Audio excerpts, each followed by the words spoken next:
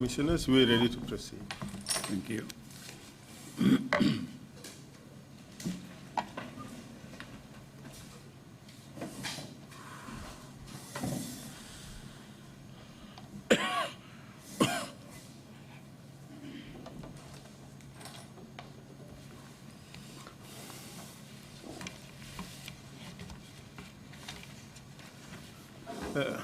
Welcome back, Dr. Mbowe.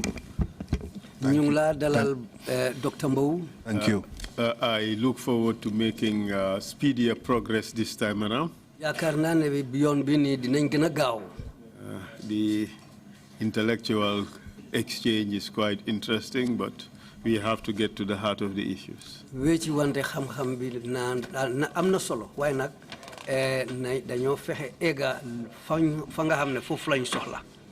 You told this commission earlier that your responsibilities in the PATP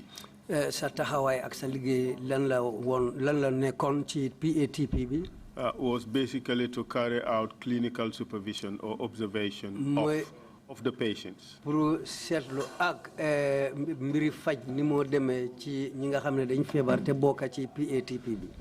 Can you kindly tell us the arrangements under which the patients were hospitalized?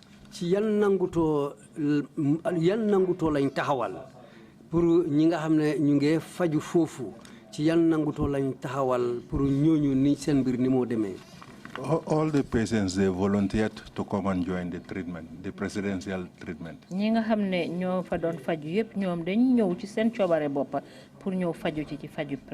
As far as you know? As far as I know, yes. Proceed, please. Continue. Yes, go ahead. My question is, under what conditions were they hospitalized? You're saying that they came voluntarily. All right, I want to know about the other conditions.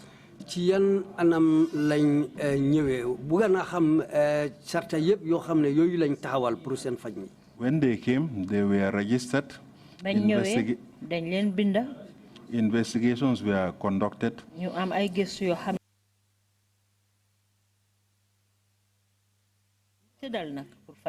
They were not allowed to leave, were they? No,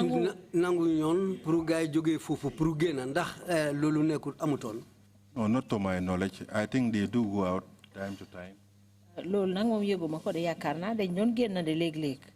They were guarded. There was a military and a PIU unit. No, sorry, only military.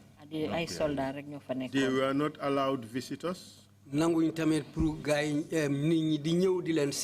used to see visitors there. I was never told by the president that no visitors should come and visit them.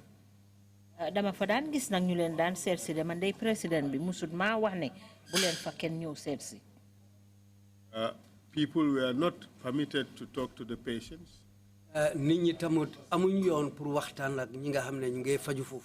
they were talking to patients. Most of them were having their mobiles. They were communicating.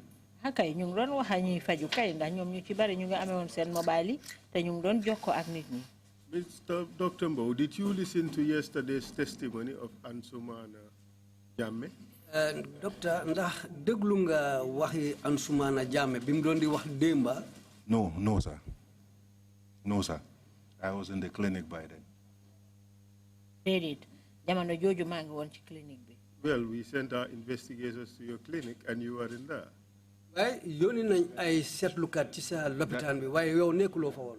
That was in the morning.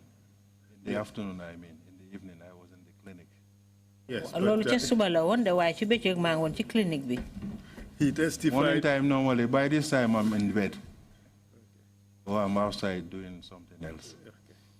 Okay. We wouldn't bother you more with that. Okay. You see, what you just said, you said they were allowed visitors. They were allowed to leave, to go out. And They could communicate with other people.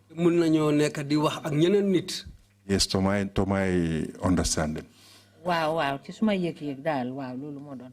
Do you have your statement with you? Sa statement bi moy wax yi nga binda sa statement bi yang ko amé? No. Dédét améwuma ko dé. Sorry, may ma 1 second rek.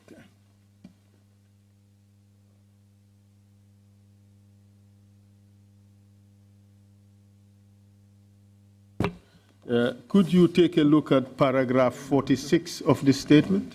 Mun nga seet ci binday bunta boo xam ne mooy ñeneen fukk ak juróom-benn. 46.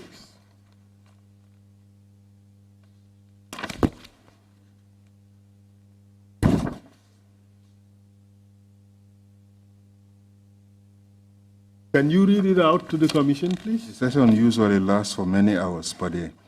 I barely had any sleep during the first 6 months of the first year because it was a marathon. The patients were not allowed any visitors from family or anyone, hence the security.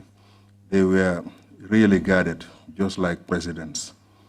If a personnel was not part of the treatment program, they were not permitted to talk to the patients.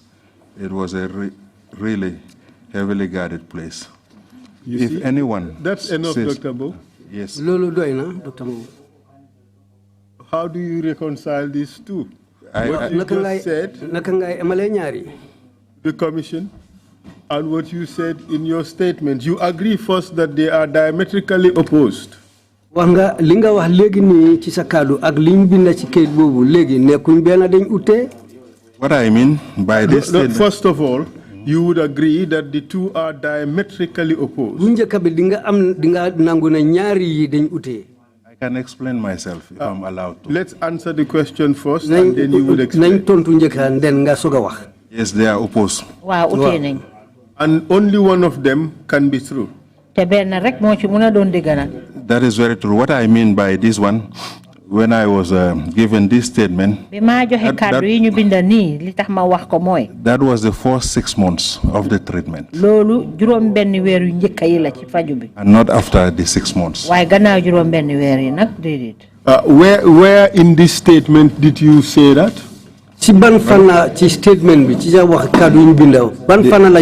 Because it was marathon the first 6 months. We were working every day and night. So the patients will not have that time or the chance to have visitors also. They were heavily guarded the first 6 months. And this is a period of 10 years, from 2007 to 2017.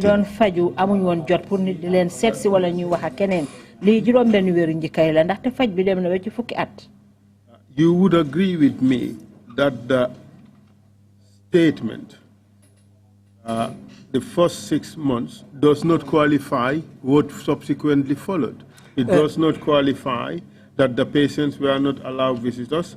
It does not qualify that a person could not talk to them. It could not qualify that they did not have visitors. The first 6 months, this was the order of the day. For the first 6 months of the treatment. Later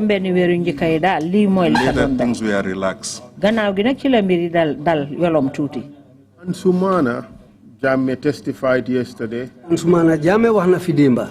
he testified that at no point were the patients denied visitors, or were they denied the right to leave, or were they denied the opportunity to talk to other people. Aye wuñ won ñi ñewon pour faju aye wuñ won pour nit ñi sét ci len aye wuñ gaay pour ñu gënaaw té aye wuñ pour gaay mëna wax ak ñeneen ñi. He is right, because Ansumana joined us during the course of the 3rd batch. Wow, loolu dëgg la ndax Ansumana bi moo ñëw ci faju bi ñetteeli fan bi commencé nañ ko ba pare. But for the first 6 months, Ansumana was not there.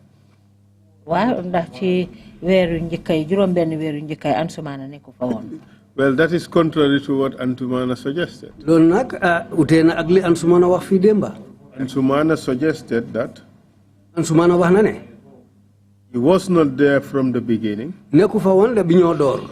But he was there by around March. Why March, very March, fekk na ko fa. And 6 months from January would be in June. No, Ansumana came. Juróom benn weer doore ko January. I refer you to the GRTS tips. Ansumana came, I think, during the 3rd batch, if I'm right.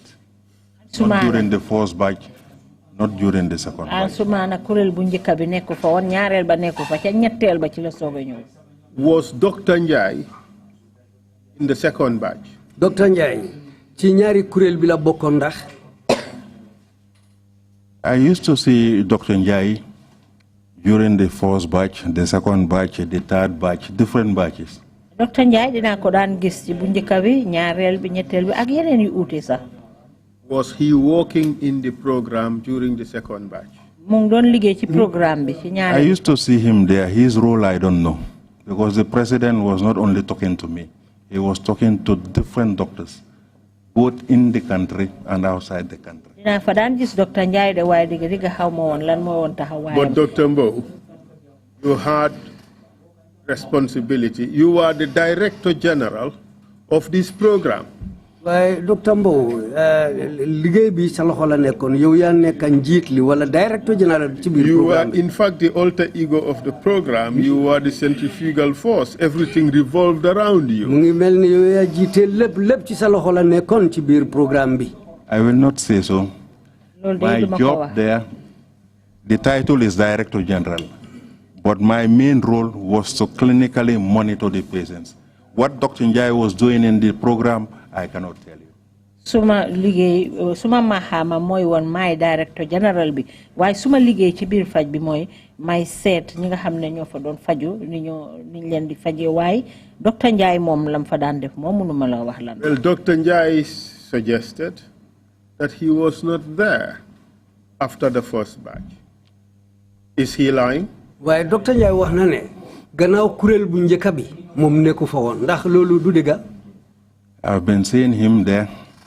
I refer you to the GRTS tapes because everything is documented. Whether he was there during the 2nd, 3rd, or 4th batch, you'll see the discharge program. So whether he used to come, you will see it there. Whether he is telling the truth or not, the tapes will prove. Mandal dina ko fa daan gis ni nga xam ne mooy record si nga seet ci GRTS so fa demee di nga gis ban waxtu la fa nekkoon xam naa ne daal daan naa ko fa gis. The point is only significant in so far that it goes to show that Ansumana started much earlier than you put it. According to him, he started in March. li ñoo wane fii mooy Ansumana door na liggéey bi comme ni mu ko waxee parce que moom mu ngi dugg ci liggéey bi ci weer bi ñu xamee ne March ci waxtu boobu la. Maybe unknown to me. mun naa am ndax yeguma ko. And an organization have done an investigation am na mbootaay boo xam ne seetlu nañ mbir mi. of the PATP. seetlu nañ mbiri PATP. And they also indicate that the participants in the program were not allowed to leave. No, And they were not allowed contact with the outside world. With due respect, that is not true. I don't agree to that. Well, the patients themselves, the participants in the program, they said they were denied access to their family members. They were not allowed to go out.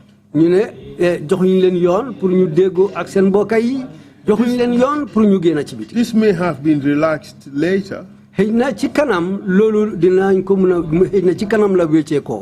up to the 3rd batch, they were not allowed out.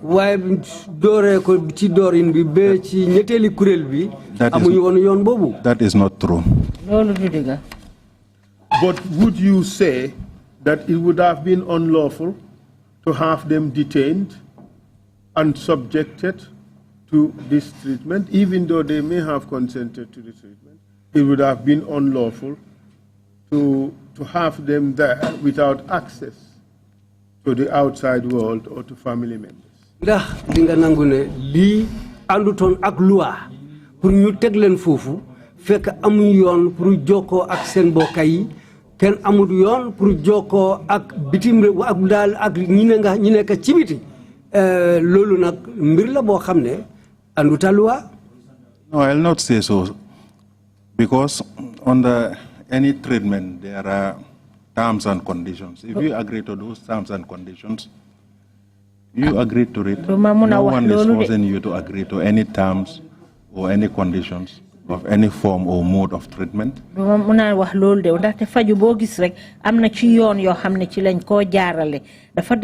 themselves accept it. Do you have any documents to show that they have accepted those conditions? Ndax am nga ben kayit buy wone ne ñi ñëwoon pour faj fofu ñom seen bop ñom ñoo nangu ci kaw sarta yoyu. There was no document, I think, signed, maybe signed in my absence, but I have never seen any document being signed by them. Gisuma ben kayit de hej nañu bind ko suma gannaaw way man suma bop gisuma ko. You would agree that Jammeh's treatment program was not organized in the normal, informal setting of a traditional healing program. Dinga nangu ne Jammeh fajam bini program bini terale wuñ ko ci yoon bo xamne mu ngi anda ak sarta yo xamne sax ñoo nekk ci fajam yooni aada. Nurolewu ko ak faji olof yi comme as they put it, faji olof or faji nit ku ñuul. No. Sir, with due respect, I think each doctor has his own mode of treatment. Management of patients. Foog naa ne fajkat bu ci nekk moom am na ni nga xam ne noonu la fajee ak ni moo saytoo ñi moo faj. That is agreed. He used medical doctors in his program, didn't he? Dugal na ci ay docteur yoo xam ne fajkat lañ dugal na leen ci programme bi ndax amul. He was talking to so many different types of doctors from different countries.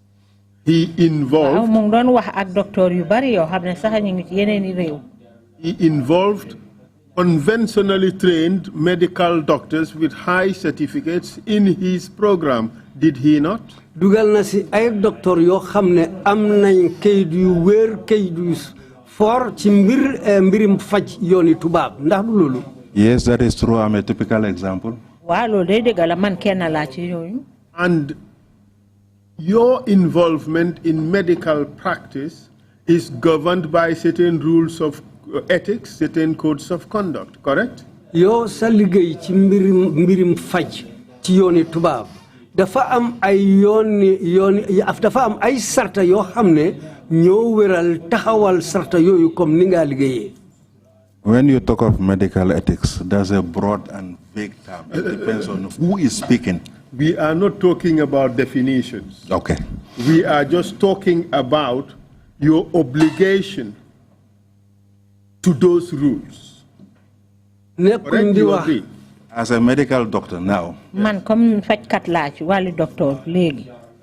I can practice traditional medicine if I want to. Man mi bu ma neexee mun naa faj ci wàllu aada. I can practice conventional. Mun naa faj ci wàllu fajum tubaab. I can practice surgical medicine. Mun naa faj nag ci wàllu Dr. Mbowe, the question is, Dr. Mbowe, li ma laajte mooy, as a medical doctor, are you bound by the code of conduct and ethics of your profession? Comme ni nga nekkee docteur nii sarta yi nekk ci mbiriñ faji yooni tubaab ndax sarta yooyu yow tam daf omba nañ sa liggéey bi.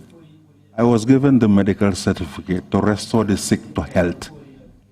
Man dañ ma jox suma certificate yi faj bi. Is it to practice it willy-nilly without respecting any rules? Dañ la ko jox pour yow nim la neexee nga defee ko noonu. What rules are you talking about? Anduloo ak yan sarta yi ci nekk. Yan sarta nga wax noonu. The code of conduct that binds members of the medical profession. Mooy sarta yoo xam ne yooyu lañ tëral pour ñi nga xam ne ñu ngi liggéey ci mbirum faj.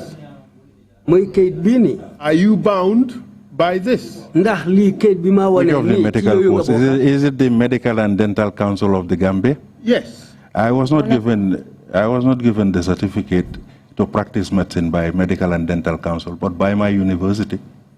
Are you serious? I am 100% serious. Are you suggesting that regardless of your certification, you are not bound by the code of conduct? The code of professional conduct for medical and dental practitioners in the Gambia, you're not bound by this? I should register. I could only register there. Let me tell you that. No, the question is, are you bound? Not are you obliged to register? There are different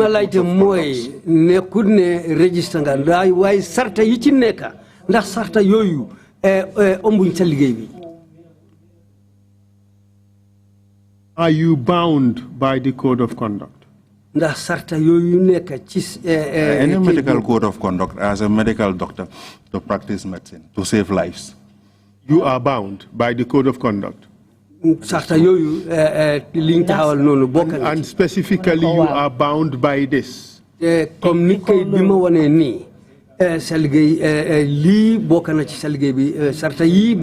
agree? I agree. Wow, and the Medical and Dental Council has oversight responsibilities over you and your conduct in your practice of medicine.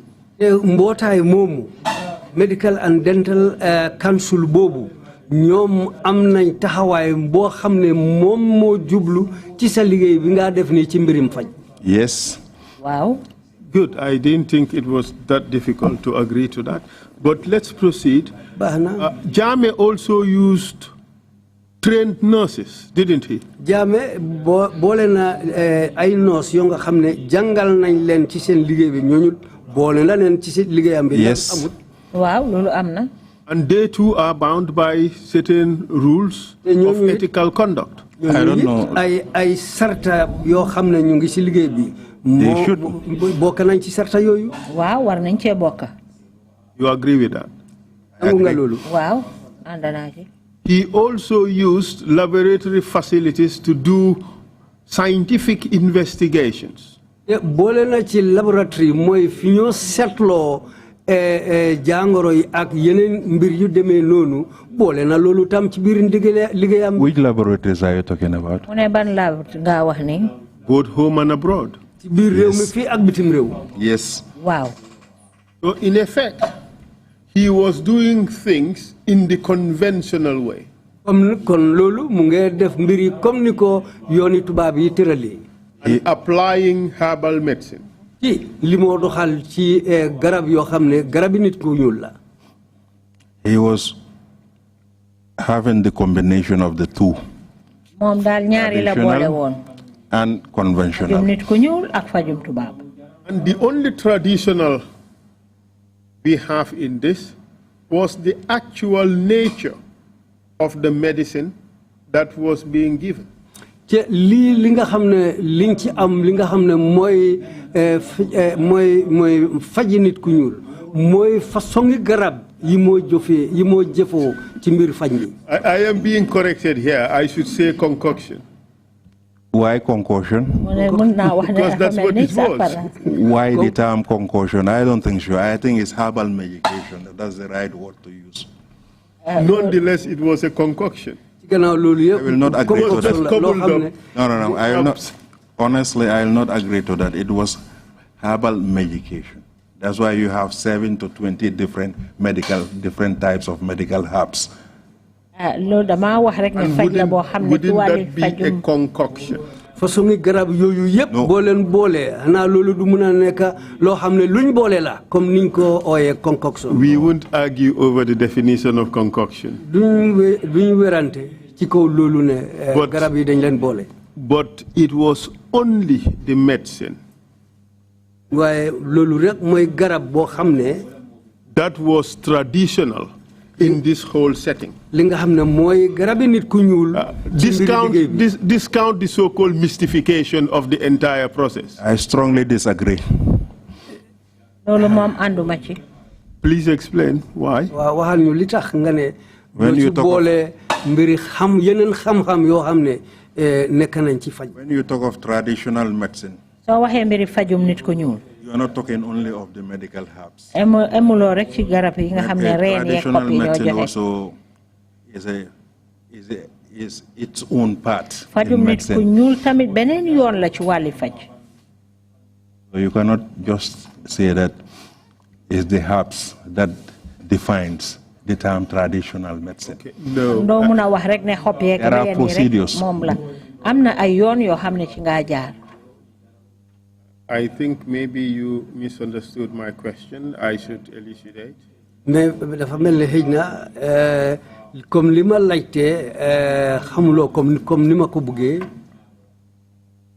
investigations were conventional medicine investigations, correct? Yes, that is conventional medicine. The setting for the investigations was done in the setting for conventional medicine. Correct.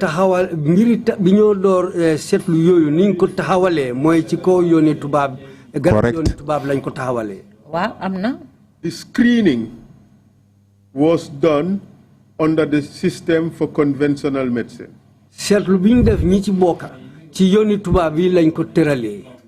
Correct. The admission procedures were done under the setting for conventional medicine. Correct.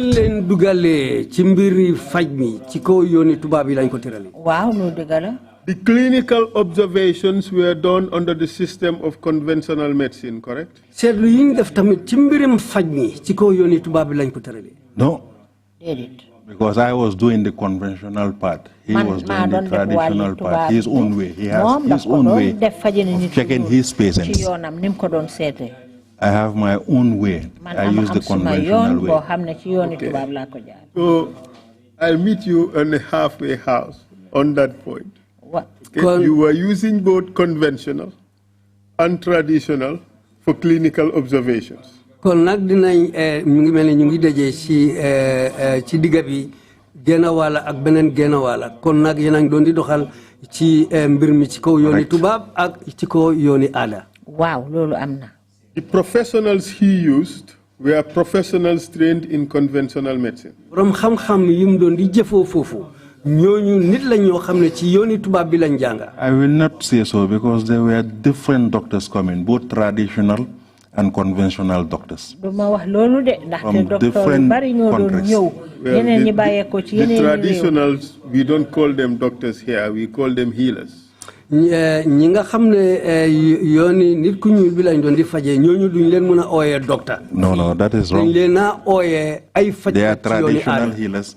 They are traditional But welcome doctors. to my point. They are traditional healers. They are not. You can call them traditional healers, but they are traditional doctors.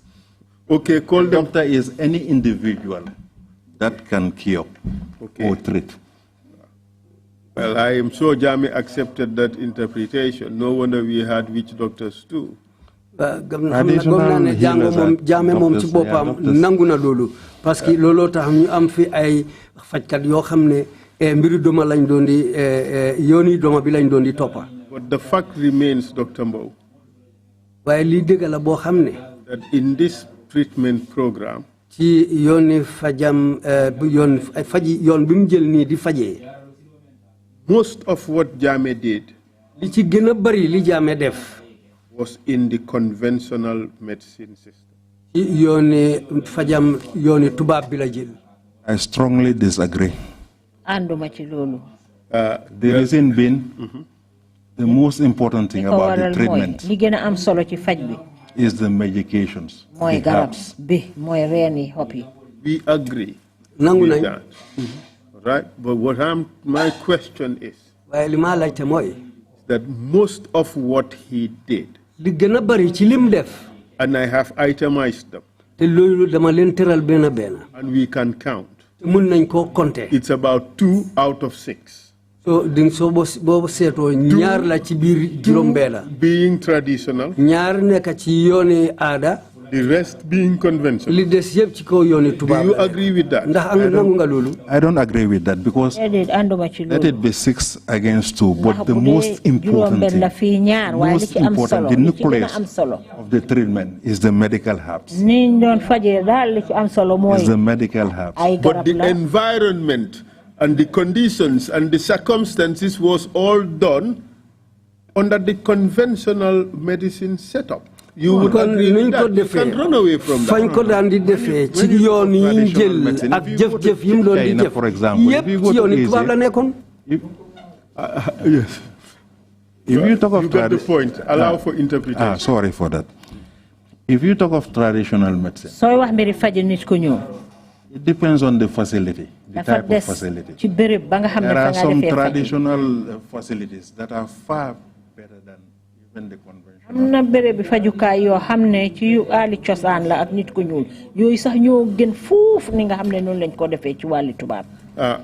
Dr. Mbowe.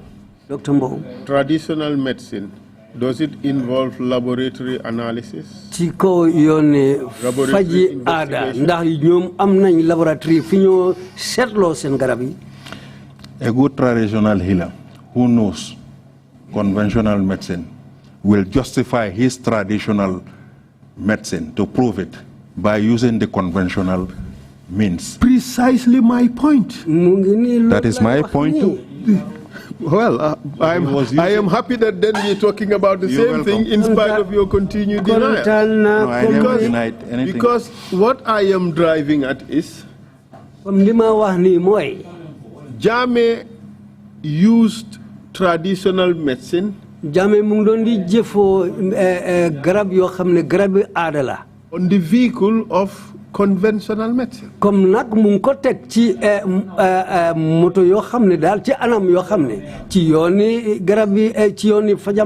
the two.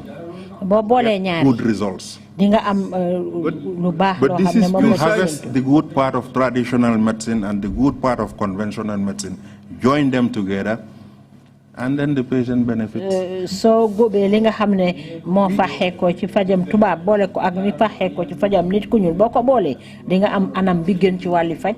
And this is the point that I am making. Té li moy li ma wax. And if we look at the good parts that you say come from traditional medicine that he used, buñ sété fana bo xamné moy lu fana bu baax bi joggé ci mbir fajam nit ku ñul. Was one the medicine? And in your view, some clinical observations on his part. Those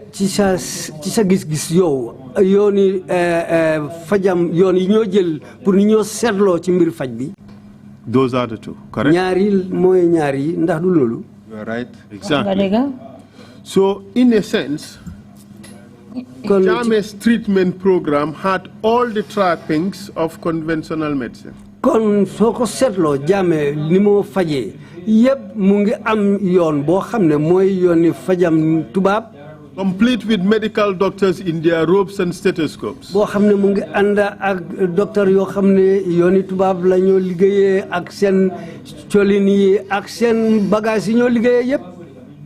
You agree? That was very good of him for doing that. But do you agree? Yes, I agree. Wow, anda na ci lu baax la pour mu def. Jerejef. And as such, what he was doing ought to have been regulated. On the same system and basis of your own regulation. No.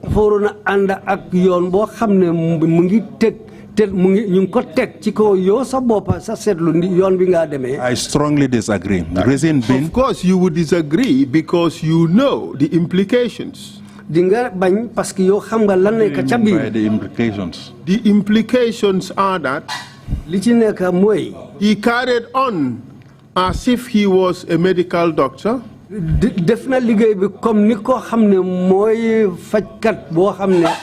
ought to have respected all those rules that would bound you. Let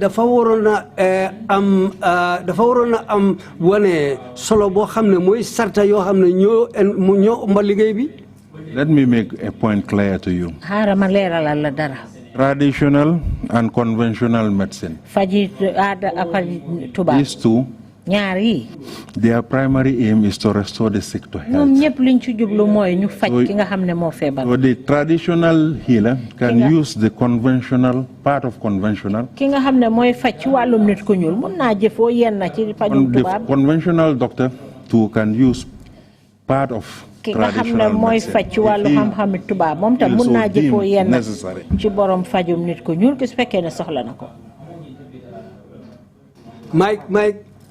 Mike. Sorry, I think that is again said. It's a no-brainer. My point here is not whether one can choose from the two menus what to take and mix. I'm not saying that. Lima wane fi ne kudne mangewa ne boromuna tana chinyari yon yini de. My issue is Jammeh has entrusted, he has infused his own traditional healing in a conventional setting or a conventional setup. Dafa dugal mbir fajam ci yoon bo xamne daf ko dugal ci faji yooni nit moy faji tubab. There is no problem for the traditional doctor to use conventional medicine. But there is no law that the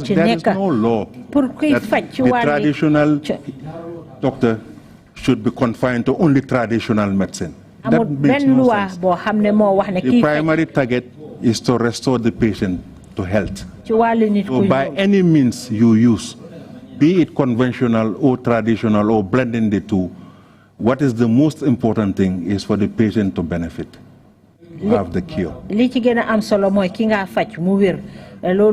traditional doctor can send a patient to the lab for investigation. There's no problem. I think you are answering a different question. Whether he can take from the menu or the myriad of options, that is not the question. The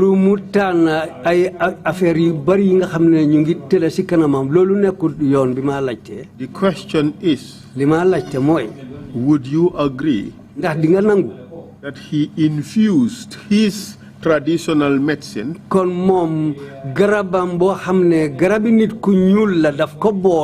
in a conventional treatment setup?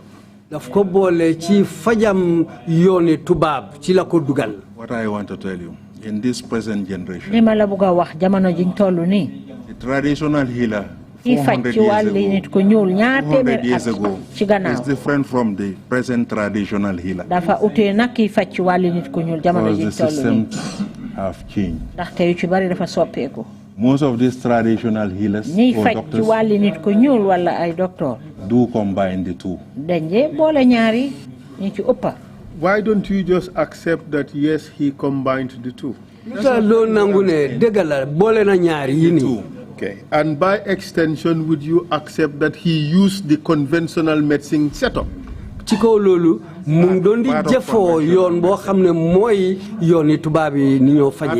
used part of conventional.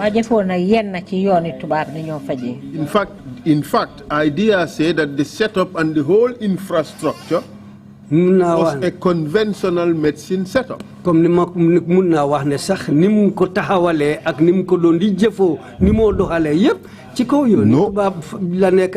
Traditional medical practitioners now, they have their own hospitals. They have almost the same setting like conventional. But that still is not the question. Whether traditional healers can do it is not the question.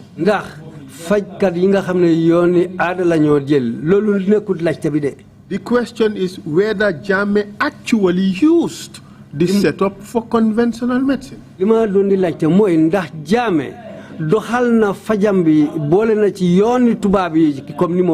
Jammeh was practicing traditional medicine. So what do you mean by the setup? Is it the beds?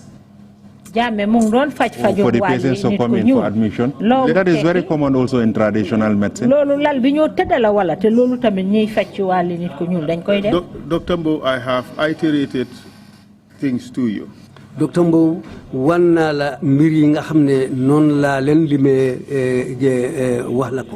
he used a conventional hospital for hospitalization, for admissions. L'hôpital bim doon di jëfoo l'hôpital ni tubaab la pour dugal ci ñi nga xam ne mu ngi leen di faj ndax loolu du dëgg. Infrastructure. The traditional. Just answer the question. He was using Serakunda Hospital. Exactly. Kanilai, and then the one at Bakau. He was using hospitals. Those were hospitals.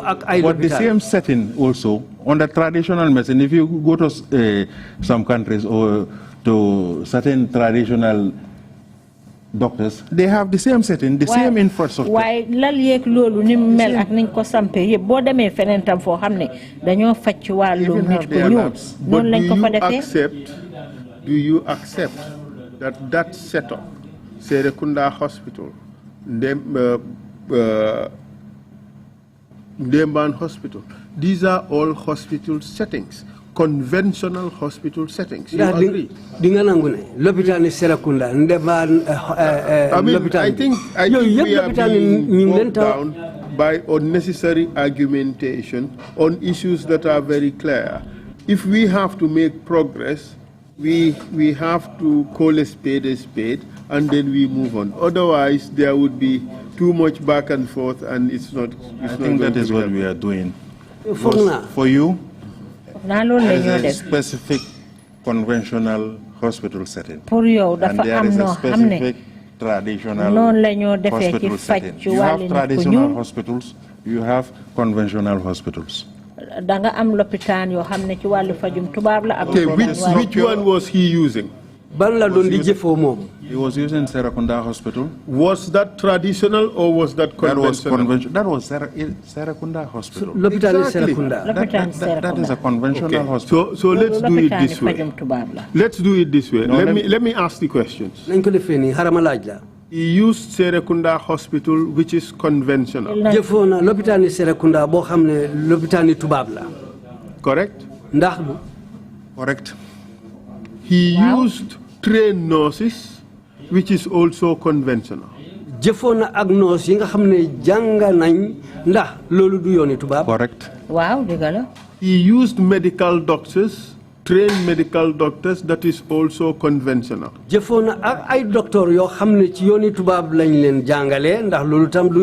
No, both conventional and traditional doctors were working with him.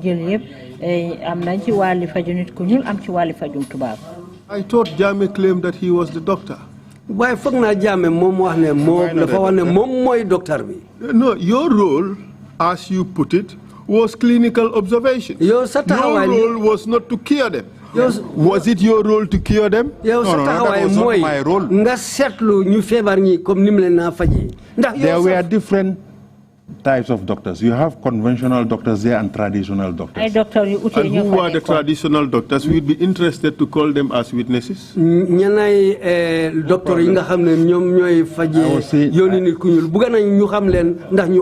were the traditional doctors? I was saying doctors from Asia, traditional doctors. And what were they doing in the program? I was introduced that they were doctors, traditional doctors. What they were doing, I only know my role. Okay. But what the other people were doing, I cannot tell you. Did you see them? Whether they were advising him, whether they were also monitoring the patients, I cannot tell you. But they were talking to Jame. So, you saw them there? I was introduced that these are doctors. You did not see them do anything, did you? They were talking to him. When they talk to him, I'm not interested. He's the president. And beyond talking to him, you did not see them do anything with the patients? Sometimes I used to see some of them touching the patients. What they were doing, I cannot tell you. What procedures they were doing, I cannot tell you.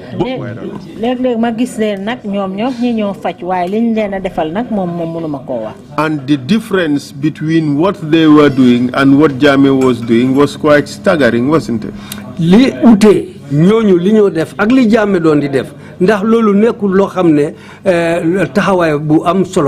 It was different. Exactly. These were just visitors.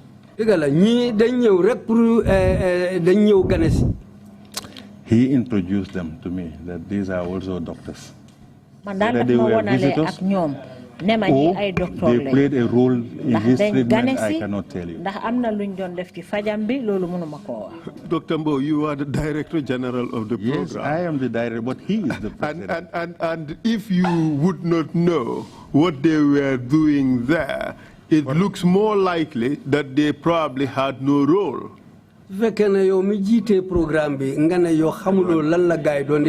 one I cannot justify. Would you think you did your job well as Director General of the program? Yes, I did my job because my main role, they monitor the patients for me. If you see anything abnormal, inform me. Exactly. Then it means you just had a title without the responsibilities. When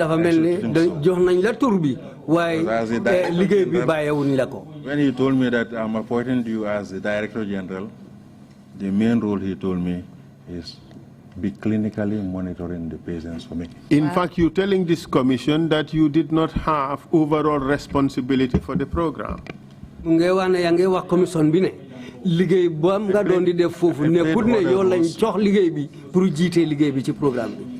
I played other roles too. Screening the patients, helping in the selection of the patients,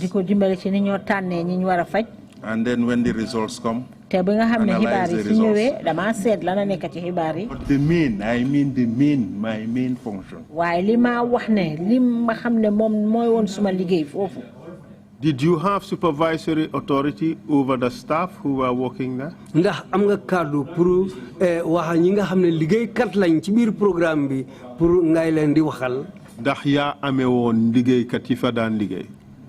have supervisory authority over them.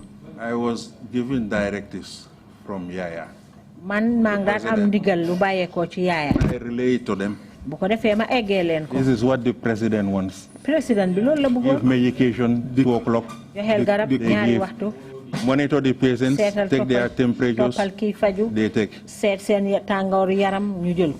To whom did they report to? To me, the nurses.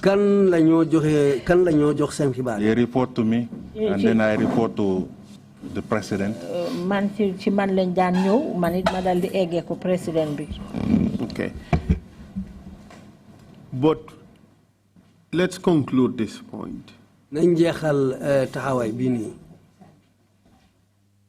Would you agree that what Yab Jammeh was doing, most of it was done in the form or in the methods of conventional medicine?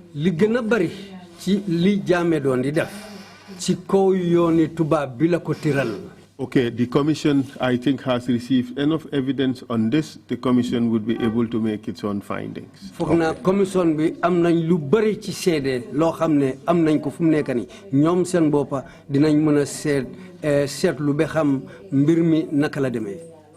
Back to the issue of the conditions for treatment.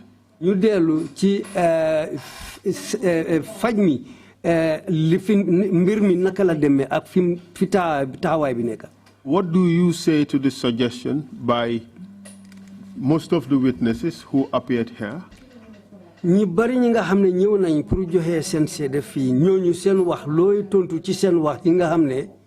That they were treated more like prisoners than patients? They were praising Jammeh. You are the best man. We had the best conditions. Dr. Mbowe, they are the same people. They are the same people saying different story today. Yes. What they were saying yesterday and what they are saying today is quite different. What they were telling Jammeh, praising him, thanking him yesterday and today. In front of you, they are giving you a completely different story. But isn't that... I will refer you to the GRTS tapes. No, everything is in record. We have played the videos, Dr. Mbowe, and I agree with you that they did so.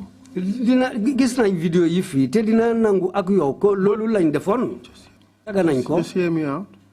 These are the same people.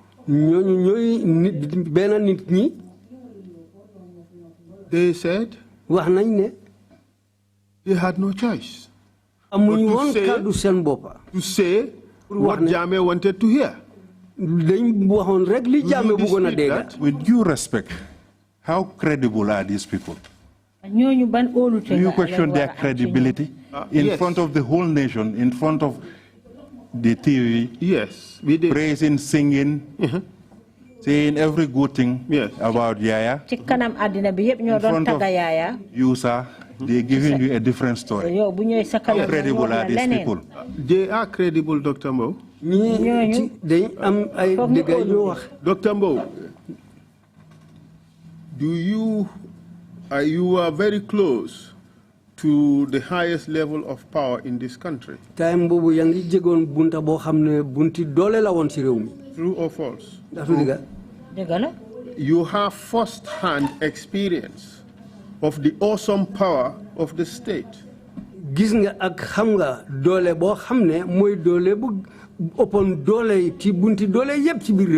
True or false? I know that he was the president. He was a very powerful man. All presidents are powerful. Not only was he powerful, he carried on as a dictator in this country. You may not agree, but this is basically universally accepted. The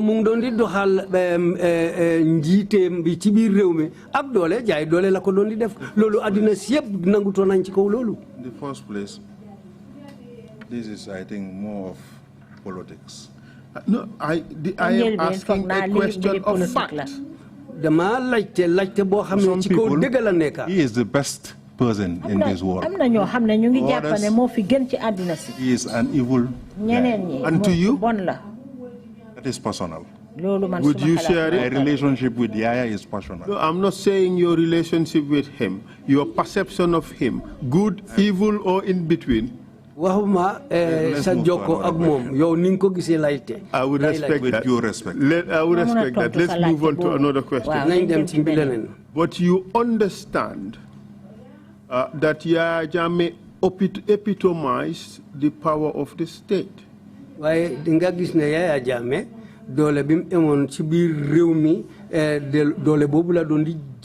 you agree? I have no comments on that. And do you agree that he was the most powerful person in the country? The most powerful country in any country. And do you agree that Yaya Jammeh did not accept criticism for this treatment program that he was doing? That is not true. I used to advise him. I used to advise him. Did you criticize him that the program was bogus? The program is true. The treatment is true. Why should I criticize? Okay, good. But do you know what happened to those who criticized the program as bogus? I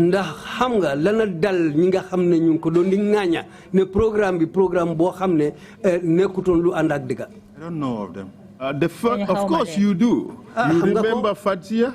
The United Nations resident representative? I fully remember her. You know what she did? He came to my office and told me that, Dr. Mbowe, you are helping Jammeh with this treatment because you are using ARV drugs. You are the one behind. I laughed. I told her, Madam, better you go to Yaya and tell him. The bottom line is she issued a statement and criticized the program. Didn't she? But, okay, officially she issued a program and criticized the treatment, didn't she? Didn't she? That one I don't know. Why he left the country? Why she left the country? I don't know. No, it was one step at a time. What she told me personally, that one I know. But what she told Yaya, I don't know of that.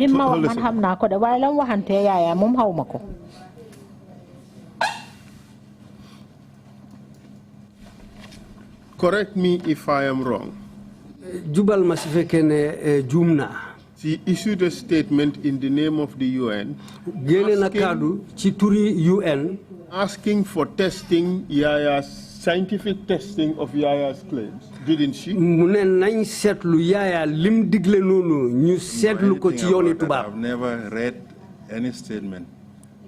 But you were Minister of Health. Yes, I was the health minister. I never read any statement. What she said. What she has written. I've never. When she was declared PNG, persona non grata, as Minister of Health, did you take it upon yourself to find out why she was expelled from this country? Why should I? Is that my concern?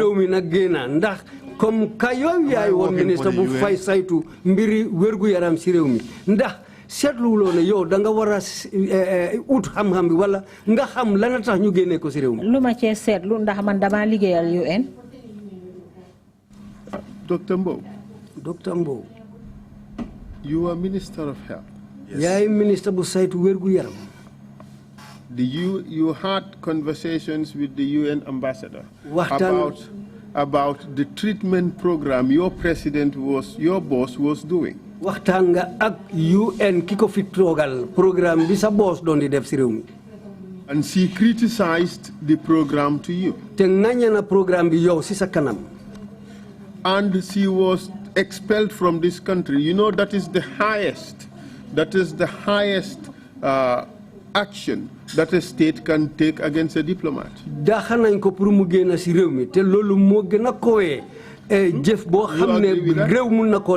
don't know of that. I don't know. Oh, you don't know that she was expelled? No. Whether that is the highest crime or is the lowest crime, I don't know. No, action, I said, not action crime. Or so, I don't know anything about it. But you know it's drastic to expel a UN diplomat from the country. That is between the president and I don't have any problem with that. But you are a national leader, Dr. Mbowe. You cannot escape that. You are Minister of Health. Yes, sir. You are a Gambian. Why didn't you confront the president or write to him? You too. No, but I was... tell him that what you are doing is wrong or is right. No, I was not Minister of Health. No, but you are a citizen. If you are a concerned citizen... Let's focus on the question. Yeah, we're focusing on Dr. Mbowe, the question is, as Minister of Health, why this lady was expelled just after having criticized the president? Honestly, that's not my business. What the president is doing with the UN rep, that is not my business. In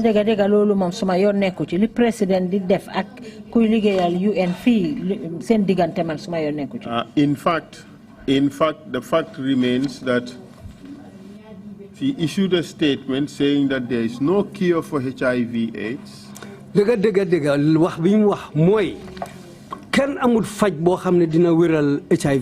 And she called for international investigation of Jammeh's claims, testings.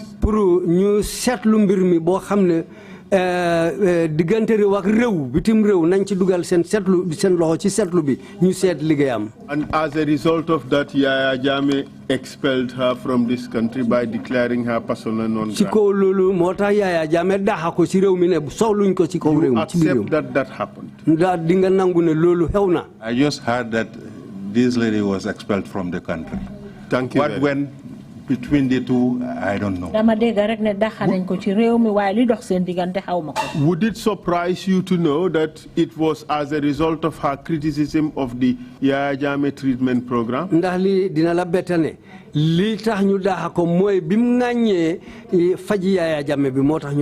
people criticize Yaya and Yaya didn't expel them.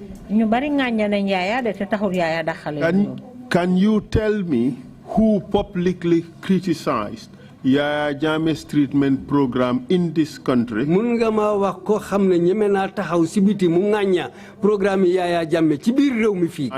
happened to that person? I don't know of anyone. How much you can?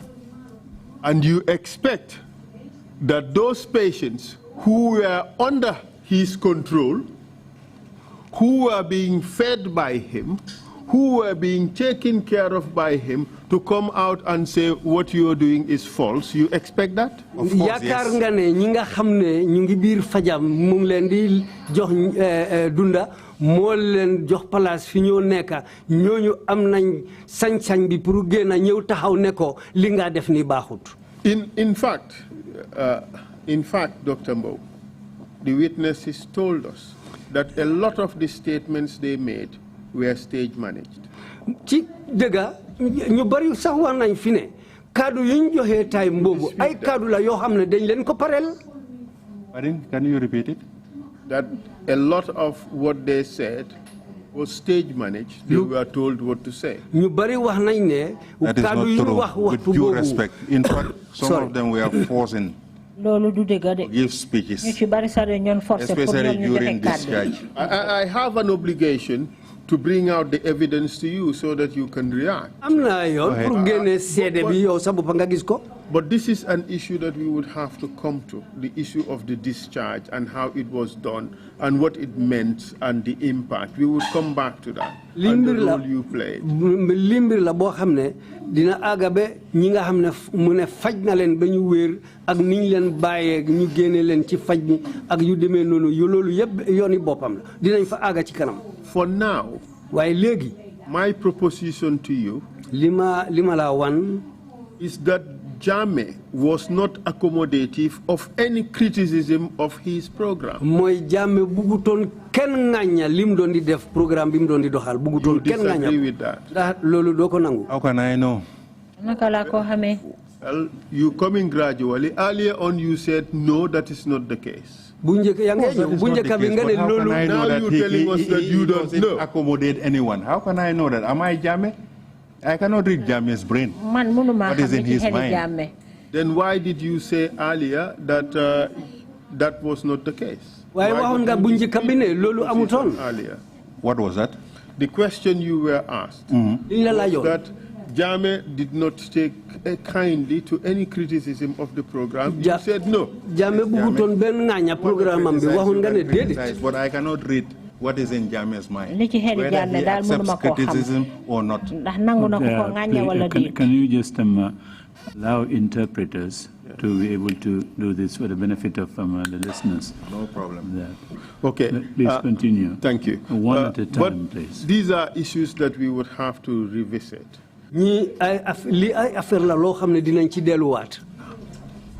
Let's take an examination of what happened with the first batch as at the time you got there.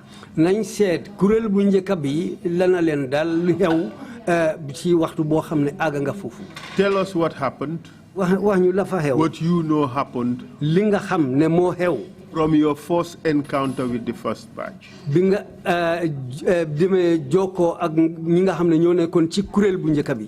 I met them at the glass house, the first batch. That was the first time seeing them. I was introduced that these are the HIV/AIDS patients. And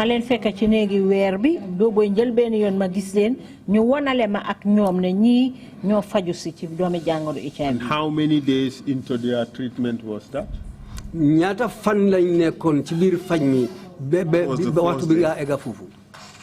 First day of the treatment, 17th of January 2007. At what stage did you get to be involved in their treatment regimen? What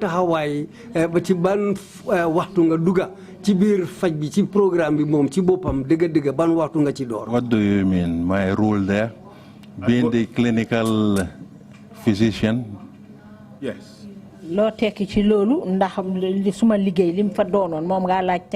was the time I was appointed as the Director General. That was in 2008.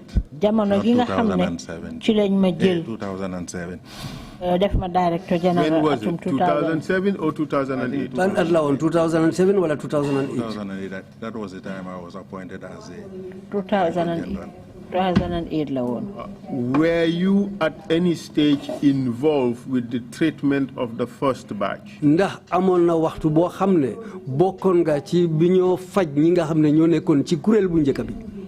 used to be there. I used to help him to give medications. to the patients. Dina fa daan nekk daan naa ko dimbale pour mu jox garab ñi nga xam ne ñoo feebar. And when he needs this topical application of the medicines to the patients, ak su fekkee ne ñi nga xam ne noonu la ñoo defee garab yi ñi feebar daan naa ko dimbale. apply the medications on the patients. ñu jël garab yi def ko ci. That's a topical application. ñi nga xam ne noonu lañ ko riibee ci seen kaw. And what else? ak lan. That was basically what I used to do there and observe the patients. li ci ëpp daal man loolu laa daan def ba pare nag di seetlu ñi feebar. But you were not formally appointed, yes, as a director. By then I was the minister.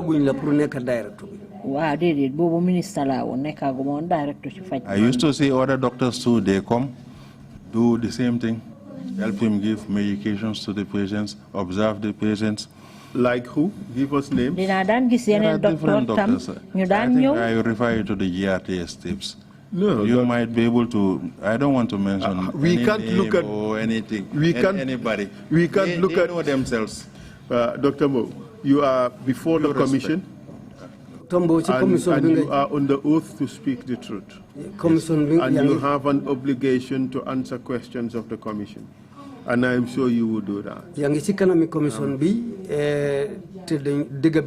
cannot possibly look at GRTS tapes and just know who's a doctor and who's not. Mënuñoo seet GRTS seen programme seen tapes yooyu rek ñu xam kii docteur la wala kii du docteur. And we cannot testify. The evidence has to come from you. te ñun mënuñoo taxaw joxe seede liñ soxla ci seede bi ci yow la war a jógee. So tell us which doctors. Marietu Diallo. Dr. Marietu Diallo. And who else?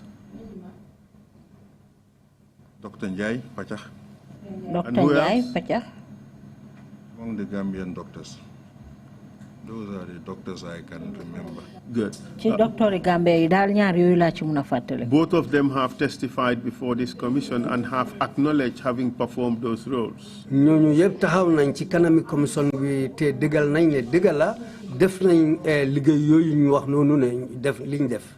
Did you supervise collection of samples from these patients?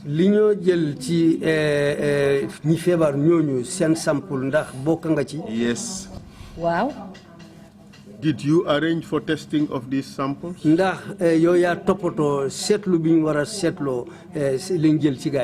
the arrangements I think were done by the president himself, where the samples should go to, not me. President bi ci bopam mo def teralen yoyu pour xam sample yoyu fan la dem way du man. Do you know what specific arrangements he has made with these institutions responsible for testing? No idea. Xam nga yan façon terelin la def mo ci bunta yoyu fiñu wara yobu sample yoyu pour ñu set leen. We understand that some samples were sent to Dakar. Dégg nañ ne ay sample am na yi nga xam ne yónnee na leen Dakar. Are you aware of that? That's very true. Wow, yes, do you know the laboratory to which they were sent? Ndax xam nga ban laboratory lañ leen yóbbu. I know that the person who done it was Professor Diouf, but I don't know his laboratory in Dakar. I don't know the location. I never met Professor Diouf. Have you ever spoken to Professor Diouf? Ndax mus nga wax Professor Diouf? No. Well, Dr. Mbowe, we received evidence Dr. Mbowe am nañ sédé fi né that you in fact organized the testing with Professor Diouf at Dakar University. Dégg naa yow yaa ko tëral ak Professor Diouf ci Dakar lab bi foofu. Loolu du dëgg. In fact, Mr. Chair, That is not true. Yes. Thank you very much for your answer. I guess it is recorded. The commissioners have noted your answer. It's my obligation to put the evidence to you, to give you an opportunity to respond to it. Dëgg nañ sa kaddu te record nañ ko waaye nag lii suma liggéey la pour ma won la li nga xam ne mooy seede biñ fi am. Mr. Chair, Mr. Bachili testified under oath, and he said before the samples were sent to Dakar, he was in the office of Dr. Mbowe, and Dr. Mbowe spoke to Professor Diouf in Dakar and made the arrangements for him to take the samples to Dakar. You say that is a lie. That is a lie. You can contact Professor Juf. I've never spoken to Juf. I've never seen Juf. I don't know where his laboratory is. Sorry, I made a mistake. Professor Mbowe, I meant to say. Yeah, Mbowe. It's Professor Mbowe. You also referring to Professor Mbowe? Yes. The same person? Same person, Professor Mbowe. All right, the commission would have to look into this particular issue. But let me finish. Yes. Mike. Something has been lost in interpretation. Yeah. What I said was that Mr. Bachili, Abdullah Bachili, the laboratory technician, testified before the commission. Abdullah Bachili ki nga xamne moy won liggéey kat bi nek ci lab bi pour setlu sample yi ñu fa yobbu joxe na cdm ci commission bi fi. And he said that he came to your office. Wax na ne ñew na ci office Dr. Mbowe. And you personally spoke to Professor Mbowe in Dakar. Te mu ngi melni wané na ne Dr. Mbowe mom ci bopam mo wax ak Professor Mbowe Dakar. And there you made arrangements for him, Mr. Bachili, to carry the samples to Senegal for testing. Te fofu lañ waxtané ben nanguto ne Professor Bachili na yobu sample yoyu Dakar pour ñu dem sétlu len fofu. With due respect, in fact, it was this Bachili, the same Bachili you are talking, who spoke with the president that the samples can be sent to Dakar, that he knows Professor Mbowe. That was in the glass house, not in my office. What he said is not true. Mo wax président bi ne xamna Professor Mbowe mun nañu yobu sample fofu Dakar te lolu biñ ko wax ci néegi wër bi la won nekut suma office. As far as you concerned, you never spoke to Professor Mbowe. Comme yo ci sa mbir yow musulo wax ak Professor Mbowe. I don't know him. I've never seen him. Gis musuma ko gis. We will proceed. Dinañ continuer. But you understand that by sending samples to an external laboratory for testing, you are looking for credibility of the results, isn't it?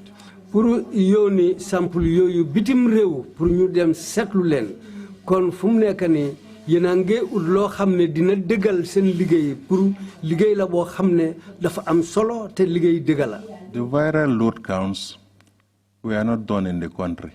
I'm not too sure how true it is, whether MRC they were doing it or not. But according to the information Where did you hear that? From people. Did you hear that from the commission as well? Pardon? Did you hear that from the commission as well? I know of one thing. The viral load machine was not within the Gambia health sector. Within the government. Whether MRC they were having it or not, I don't know. Well, but the president himself never wanted to have any tests done at MRC. The reason, I don't know.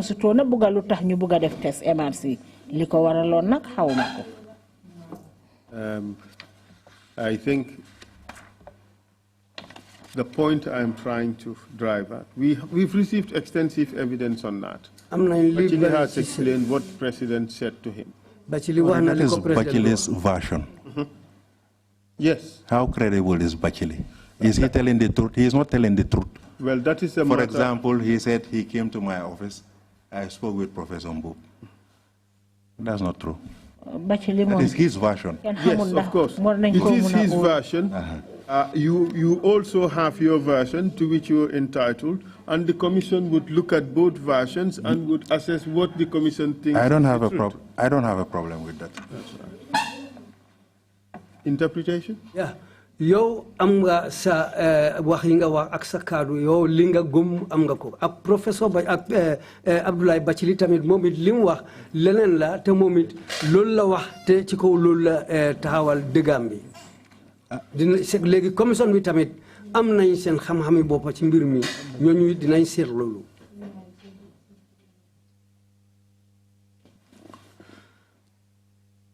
So, from your first involvement, dore ko sa njëlbeen bi nga dugg ci programme bi. What kind of test was conducted? Ban façon seetlu lañ doon di def. There are two types of tests. ñaari façon test moo amoon. The question is, you know, for HIV, there's a plethora of tests that could be made. xam nga ne pour seetlu ci mbiri HIV dafa am ay façon much more than two, but we will come to that. na ñaar dinañ ñëw fu. We will come to that. The question is, li ma laajte at this stage, ci when you drew samples under your supervision, bi ñu jëlee sample yooyu be sent to Dakar, pour ñu yónnee leen Dakar. what test was to be conducted? Ban façon seetlu lañ waroon a def ci sample yooyu. I was involved with the viral load, not the antigen antibody test. In the country, we have the antibody antigen test. If you do the antibody antigen test, it will always be positive. You see, you answering your own question. It would help to make progress if you answer my questions. Antibody antigen test was to determine whether the person is HIV positive or not, isn't it? Antigen antibody test moy wane ki ndax amna doomi jangoro bi ndax amuko. And the type. And the type. Ak façon ban façon la. Okay. So that was a prerequisite. In fact, to admission into the program, one has to have a positive test result, isn't it? Lolu mbir la bo xamne pour def setlu bobu mo meuna dugal nit ci bir programme bi ndax du lolu. You are right. My concern now is when you first supervised the drawing of blood, or they call it bleeding or whatever, to conduct certain tests in Dakar, right? Samples that were to be taken by this Mr. Bathily to the laboratory at Sheikh Anta Diop University. What kind of test were they to carry out? Fum nekk ni lima soxla moy pour jël deret ci ñi nga xamne ñom ñoo abon febar bi li nga xamne xamna ndax bleeding lañ ko oyé wala jël deret bo xamne lolu la ñoo yóbbu yónnee ko ca Cheikh Anta Diop University ca Dakar. In fact, that morning I was not there. Ban façon setlu lañ doon def. That morning I was not there when the samples were being taken. Suba sosu nekkuma fa early in the morning. Ca suba teel la It woon. was Bathily who took the samples from the patients and then left for Dakar. Bathily moo doon jël deret jooju ci ñi nga xam ne ñoo doon faju mu yóbbu ko Dakar te loolu pour seet doomi jàngoro ji tolluwaayam. As far as you know, was this the first time viral load test was being made? Ci sa xam-xam yow bi mooy jël benn yoon bi ñoo seetlu pour doomi jàngoro bi fi mu tollu. I didn't do the screening, the first screening of the patients, so I wouldn't know whether the patients, they knew their viral loads before or not. Man nag nekkuma koo xam ne maa doon seet li nga xam ne moo nekk ci biir yaram yi ki feebar xaw ma ndax banoon ko doon commencé defoon nañ ko njëkka wala déet. Or whether Dr. Njai, because he was the first guy there, whether he knew their viral loads or the president, I don't know.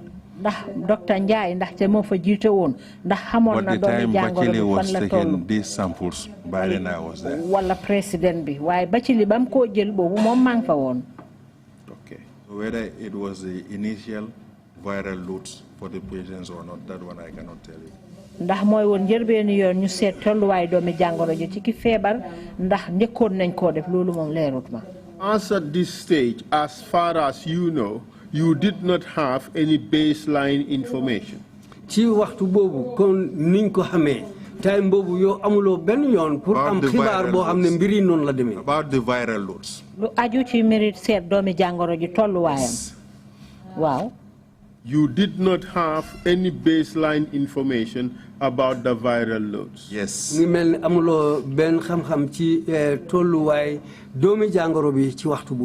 Wow. Mr. Chair, perhaps this is a convenient time for lunch break? But wait. Thank you, Council. Let me just tell you one thing. Sorry. But I know the clinical gains registered. Take note of that. We'll come to that. No problem. We'll come back. We'll take a 1 hour lunch break. Come back at 2:35. Meeting is